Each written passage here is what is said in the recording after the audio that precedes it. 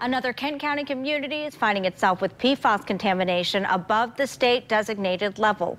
This time it's a small triangle-shaped section of Cascade Township that includes a country club and some exclusive homes. Barton Dieters has been talking with officials and the man who knows the history of all of this and brings us this report. Barton? Well, Marley, the DEQ announcement says that about 20 wells could potentially be contaminated with PFAS levels that exceed the state level of 70 parts per trillion. But that number could change as the investigation continues.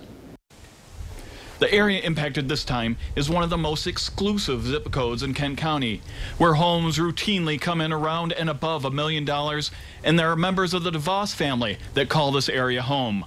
Contamination stems from the former Lax Industries plant that before 1984 was used for metal plating, including chrome, which uses PFAS in some of its processes. In the 70s, the area around here became a low-level Superfund site that has undergone decontamination for decades.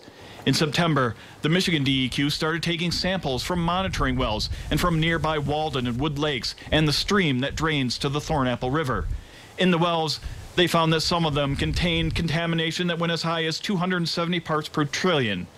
That's a level well above the safety standard, but is not considered extreme. This only impacts the people who do not get their water from the city of Grand Rapids, but from wells.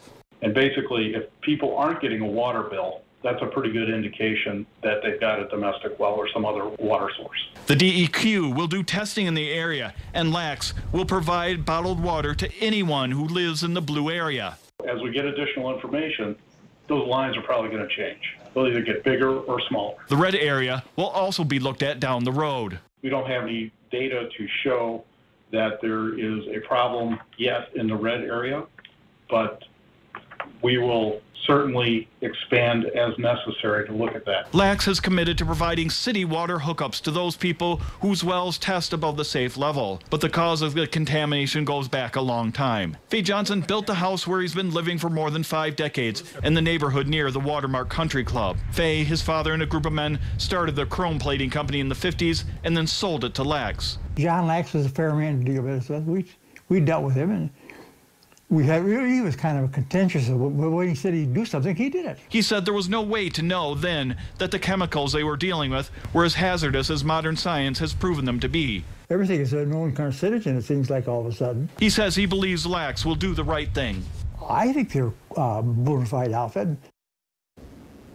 Now, the major part of this investigation should be done in a few months. The DEQ says by the end of the month, the state will hold informational meetings for those affected. We have links at woodtv.com where you can find out more. Live in studio, Barton Dieters, 24-Hour News 8.